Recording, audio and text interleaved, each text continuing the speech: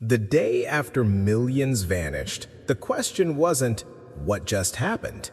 It was, what now?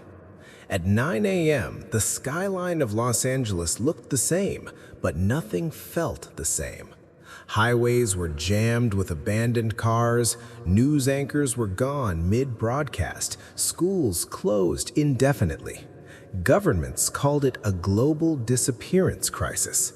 But the people left behind knew better. They had heard about this moment before. They just never believed they would live through it.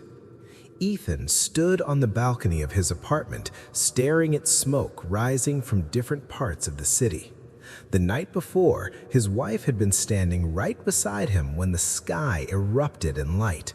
He had turned for 1 second, and she was gone. Her wedding ring lay on the concrete floor where she had been. He remembered every conversation she tried to have about faith. Every time she said, "If the rapture happens, I want us both ready." He always answered, "We've got time."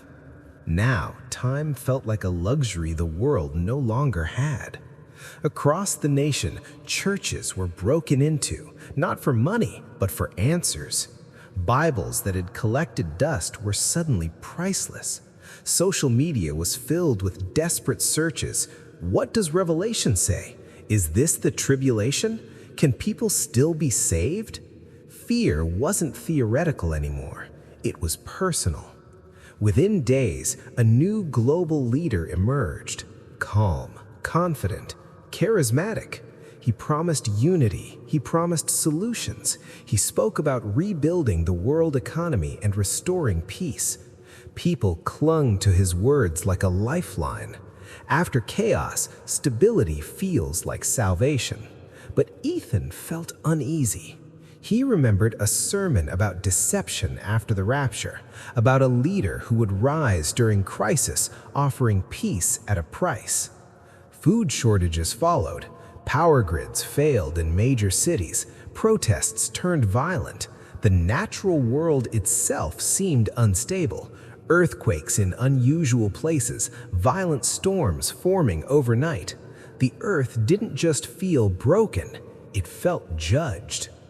One night, Ethan opened his wife's Bible. He found a note she had written. "If you're reading this after I'm gone, it's not too late. Choose Jesus, no matter the cost." Tears blurred the ink. For the first time in his life, faith wasn't cultural, it wasn't optional, it was survival of the soul. He fell to his knees in an empty apartment and prayed, not a polished prayer, not religious words, just surrender. The world outside was collapsing, but something inside him felt steady for the first time. After the rapture, the question, what next, isn't about rebuilding cities. It's about choosing sides. It's about standing for truth in a time of deception. It's about faith when belief could cost everything. Because the rapture isn't the end of the story. It's the beginning of the most intense chapter humanity has ever faced. And for those left behind, hope still exists, but it requires courage, endurance, and unwavering trust in the one they once ignored. So the real question isn't just what happens after the rapture. The real question is, if that day came tomorrow, would you be ready before it happens or trying to survive after it?